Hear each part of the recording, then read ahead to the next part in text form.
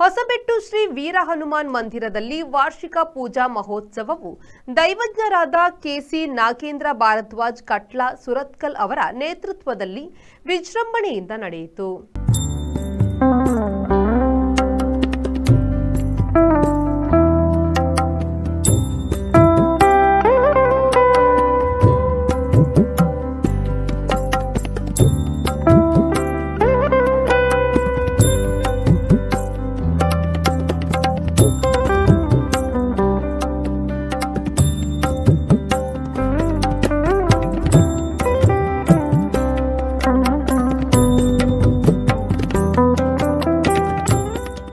ಗುರುಪುರ ವಜ್ರದೇಹಿ ಮಠದ ಶ್ರೀ ರಾಜಶೇಖರಾನಂದ ಸ್ವಾಮೀಜಿ ಅವರು ದೀಪ ಬೆಳಗಿಸಿ ಕಾರ್ಯಕ್ರಮವನ್ನು ಉದ್ಘಾಟಿಸಿ ಆಶೀರ್ವಚನ ನೀಡಿದರು.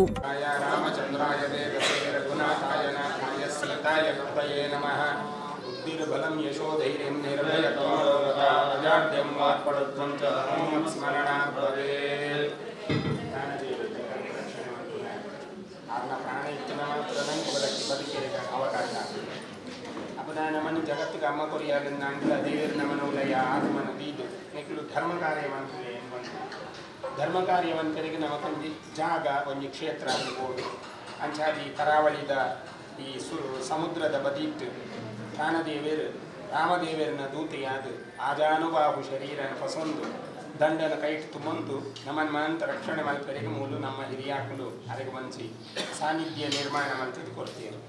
ದೇವರಿಗೆ ಸಾನ್ನಿಧ್ಯ ಕೊಡೋದ್ರಿಂದ ದೇವರಿಗೆ ಅವಶ್ಯಕತೆ ಇದ್ದು ದೇವರ ಜಗತ್ವರಮೇ ಪುನಃ ಪ್ರಾಣದೇವರ ಬಂಡ ಚರಾಚರ ಜೀವಿಲೆ ಹಿಡಿದು ಪತ್ತಿನ ಮನುಷ್ಯ ಮುಖ ಮುಟ್ಟಲ ಅಥವಾ ಪ್ರಾಣವಾಯು ಮುಟ್ಟಲ ಅರ್ಣನೇ ಅಧಿಕಾರ ಇಪ್ಪುನು ಅರೆಗೆ ಸಾನ್ನಿಧ್ಯ ಬೋರ್ಡು ಬಂದಿತ್ತು.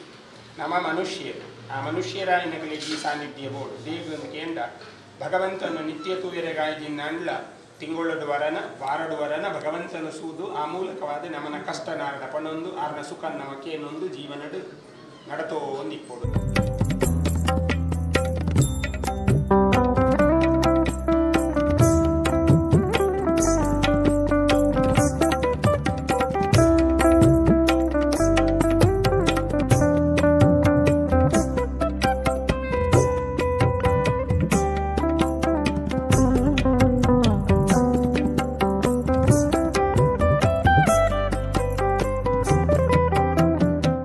ಈ ಸಂದರ್ಭ ಹೊಸಬೆಟ್ಟು ನ್ಯಾಷನಲ್ ಹೆಲ್ತ್ ಲೀಗ್ ಮತ್ತು ವೀರ ಹನುಮಾನ್ ಮಂದಿರದ ಅಧ್ಯಕ್ಷರಾದ ಶರತ್ ಎಲ್ ಕರ್ಕೇರ ಹಾಗೂ ಸರ್ವ ಸದಸ್ಯರು ಹಾಗೂ ಹೊಸಬೆಟ್ಟು ಮೊಘವೀರ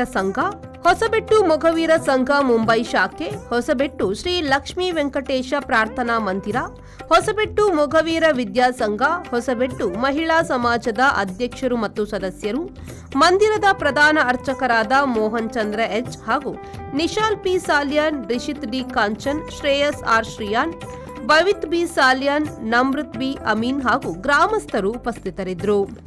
ಶರತ್ ಸಾಲ್ಯಾನ್, ವಿ4 ನ್ಯೂಸ್, ಮಂಗಳೂರು.